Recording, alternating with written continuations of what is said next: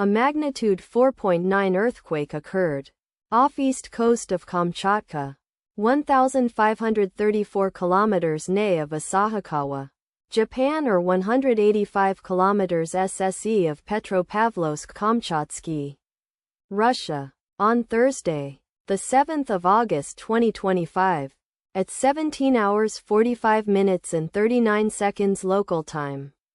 The quake had a depth of 20 kilometers and was not felt, or at least not reported so. Data source from EMSC. Did you feel it? Let us pray. May the earthquake that occurred not affect our brothers and sisters there. May the earthquake not happen again. And may God protect everyone. Amen.